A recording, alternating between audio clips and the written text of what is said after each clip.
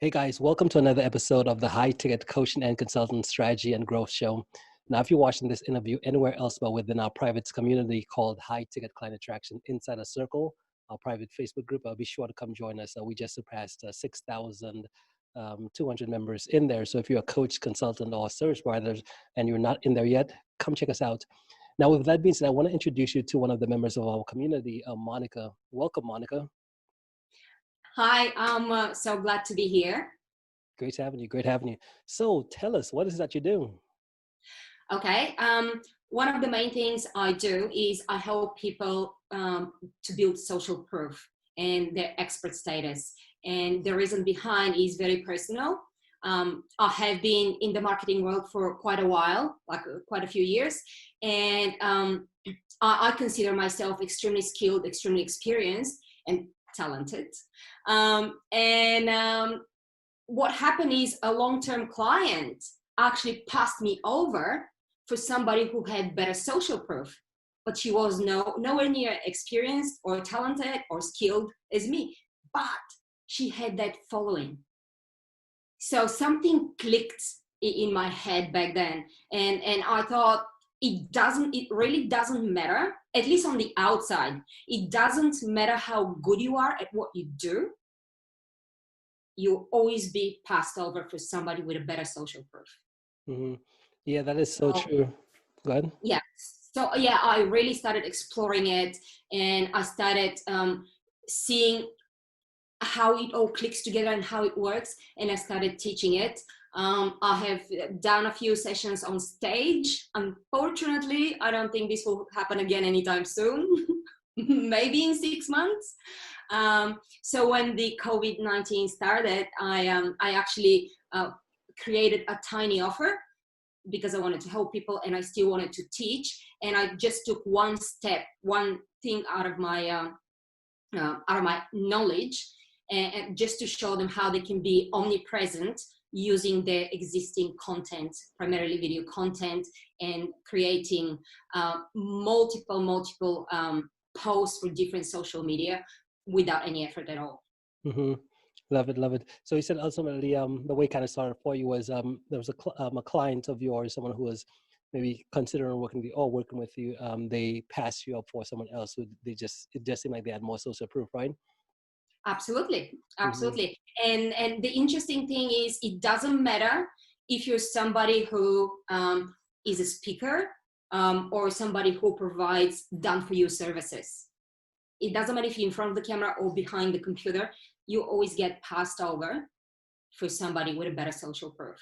Yeah, that is so powerful. That's so true. Because I know that, especially in the coaching consultant type of field, when individuals learn that, hey, you can actually help people and get clients based on what you know, right? It's pretty easy to say, well, that's pretty cool. And then go out and actually try to get the clients.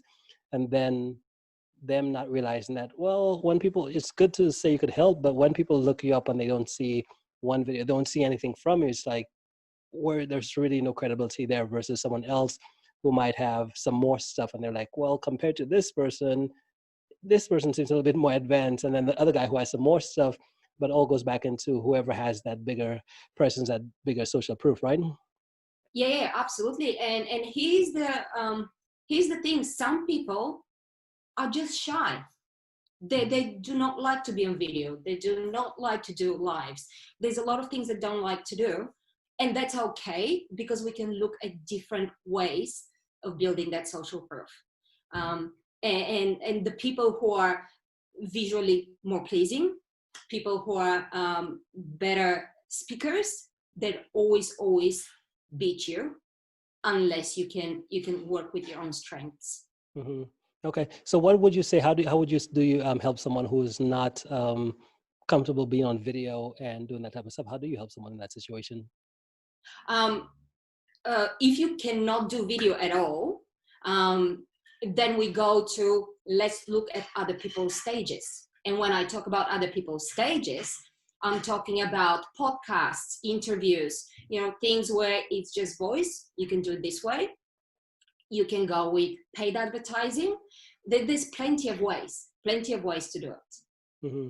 Awesome, love it. And one word you use is omnipresence. What? How do you define omnipresence? I define omnipresence as being as having visibility on multiple social media platforms on a daily basis, even if your primary is one or two platforms.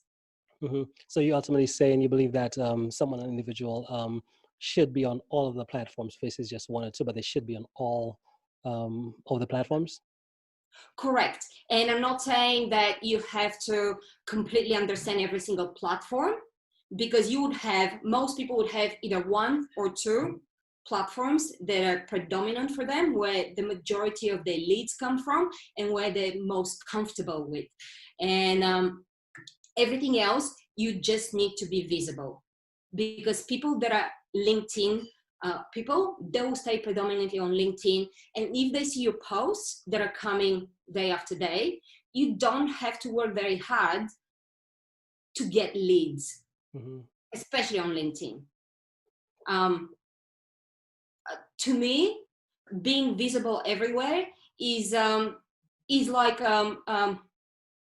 how should I define it? You know, when movie studios are about to release a new movie, and you don't see the trailers just at the movies or on your apps, but you see them on the bus, you see them on big advertisements, like everywhere where they can get eyeballs.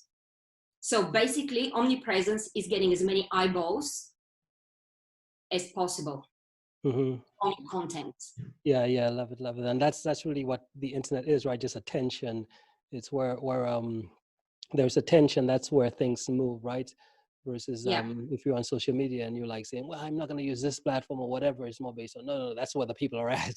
If you want to get business, get it to where the people are at and let them find their way to you. Versus, I think that's a big issue with most individuals who don't realize the power of using all platforms. Most people are like, well, I'm going to only use this one, but not these others.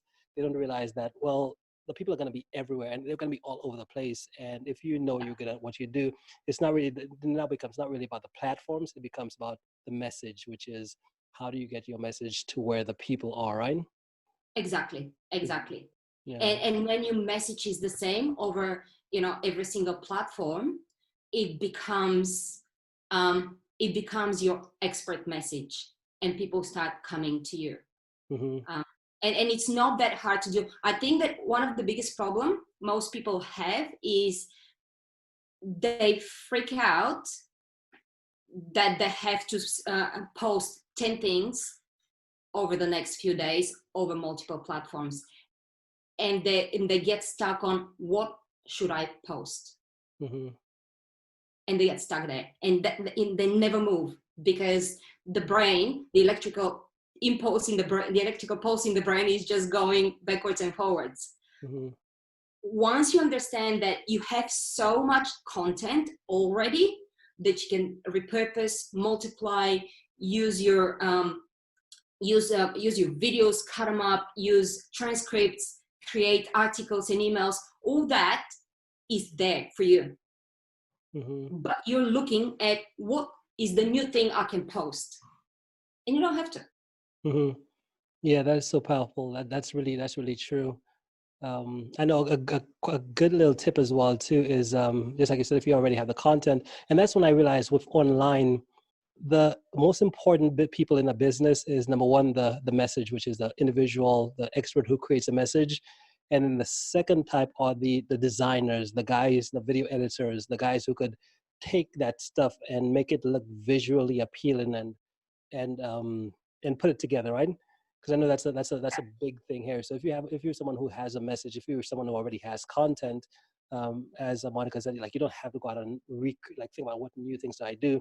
Go back and look at all the things you have. Go on Fiverr, go on Upwork, find someone who has a good eye for design, a good person who could cut things up or whatever, and have them put the thing together for you and just post it, because it'll be like a whole different experience with the same content, right? Yeah, absolutely. And as I said, we all have content constantly, and even if you don't, just turn your camera on while you're working in your office, do stuff, and then show behind the scenes. It's so easy. We have our phones. We have a videographer with us at all times. Yeah. Every single one of us. Yeah, love it, love it. So how do you suggest someone gets started? So well, before even that, what's your theme? What's the core of your method of what you teach? What's that core of it? Basically, the core is how to take, with the omnipresence especially, Mm-hmm. how to take one video and then multiply, repurpose the content, and have enough social media content for, say, the whole week. Mm-hmm. So you can actually create only 4, maybe 5 videos per month and have all your content ready. Mm-hmm. That is awesome, awesome. So how do you teach that? How does someone, do you have a framework that you share with individuals? How would someone do that? Yes, I actually have a step-by-step framework Mm-hmm. that I teach. I have taught on stage, and now I have created a tiny offer that actually teaches all that. And then it shows you how to use a team. So the only thing you need to produce is that one video per week. Mm-hmm. Okay. Now, do you do the work for someone? Would, if someone wanted that, do you offer a service where you would actually do it for them, or do you just kind of show them how to do it? Yes, both. I do teach, and then I have a team that can offer this as a done for you service, because the other part of my business is actually offering done for you services like funnels and bots and all these things. And that's how I actually started. I started as an agency, Mm-hmm. and I molded and transformed into let's build social proof and Mm-hmm. build an expert out of you. Yeah, love it, love it. So question now becomes, in terms of skill wise, right? So as you grow your business, as you create more success for yourself, what would you say is the one skill you've developed that's really helped you create the success you've created so fast? I think that for me personally, Mm-hmm. I think it was the ability to learn how to be on stage without completely freaking out, and how to then be on camera, because these were big hang-ups for me. um, I call it a traumatic childhood experience when I was in a drama club at age, say, 9, I think I was. And we had this big production happening, and our drama teacher came and said, there are these very important people that have come to see you. And I lost my voice 10 minutes before curtain. You said you So lost your voice, like, and I lost your voice. Yeah, huh? I lost my voice. They had to replace me. And ever since then, up to only a few years ago, I was deathly afraid of public speaking, of cameras, and all that. Mm-hmm. And I think once I got over that, um, my first experience on stage was in front of 70 people, and I felt like I'm going to die. Mm-hmm. So how did you? And What did you do? Yeah, how did you overcome that challenge? um, well, the person who actually threw me at the wolves, the 70 wolves, was my mentor at the time. And it was his event. And I basically took the mic and went, and I couldn't say anything. I just froze. So he actually ran back to the stage Mm-hmm. and helped me out. I'm very grateful. And that was like his help and his presence calmed me down. Mm-hmm. And that's probably the first thing I understood, that you need support from people that are better than you. Mm-hmm. Yeah, that's so true. Something Yeah, it's interesting how, like, when we were just on our own, right? We believe that whatever problem we have, like, it's the end of the world. Then all of a sudden, when you see someone else who just, like, it's just natural, you could kind of feed off the energy. All of a sudden, the things we yeah, think that are hard, difficult, whatever, it just flows right out of us, right? absolutely. I truly believe in that synergy when people are working together, and when you have mentors and coaches that help you through difficult moments or issues or whatever your hang up is. Yeah, love that, love that. What about let me see, what is it? Yeah, what about, well, I guess you did share a story as far as in your childhood as far as the speaking. What about let's see, habits? What's one habit you would say you've developed that's really helped you create success? Oh, that's very interesting. I think I learned that unless you have systems and you keep on building on these systems, is very difficult. You have to have the habit of building your systems. You have to be able to document things, because I found that one of the most difficult things is when you bring somebody as a new team member, you have to start from scratch and teach them and all that. If it's all documented and you have the systems, it's extremely easy for them to follow. So it's probably one thing that has helped my business, probably not so much as a personal habit, but I wasn't as organized as I should be for a long time. And then, building systems, building Trello boards, using, say, Slack for communication, and all these things that have become habits now in my business have helped me a lot. Yeah. I think that's so powerful. The same with me as well too, because I know, and I think the biggest issue with me when it came time to actually doing systems in the beginning was thinking that I had to sit down and map out these really complex systems and all these different things to where it's like it would work. And then I realized, and that's one of the reasons I realized I didn't want to do it. But today, when I think about how I create systems and all these different things, it always starts with just a rough draft, right? It doesn't have to be anything perfect, which is just saying, hey, this is what you do. Don't create a whole full detailed 60-page report on how to do every single step, but just put a few notes on there. Just put a few words on there, sentences, whatever. And over time, as you keep coming back to it and keep improving it, all of a sudden you find yourself having a complete step-by-step process of how to do every single thing in your business, right? Absolutely. And one thing I found very helpful is when either a team member or a client asks you a question and you have to show them how to do it. Just turn your camera on and start showing them, and then use that training video into your systems. So easy. Yeah. So easy. There's always something that a team member or a client wants to know. Exactly. Love it. And I used to use for that specific issue as well. So I used to use ScreenFlow, but I found Loom, and Loom is one of those places where, because it's just like so instant, which is when you record. Do you use Loom? I use Loom sometimes, but I'm a very big ScreenFlow fan, only because after I do the video, I have to go in and I have to edit something. It can be 30 seconds, but it's like my thing. I have to edit something. Yeah, I saw. Well, I guess we like did the opposite, because I started off with what do you call it, ScreenFlow, and I was like, man, most of the times, I got to the point where I got to record until I didn't have to edit. So once I mastered the skill of being able to record without editing, that's when I'm like, Loom just changed the game for me, because now I could just click record, boom, record it, it's saved, boom, share the link, right? Yeah. But once again, when you use ScreenFlow, then you can start cutting up videos and creating other things as well. Yeah, love it. This is probably one of the main reasons I try to record as much as possible on ScreenFlow. Because, yeah, love that.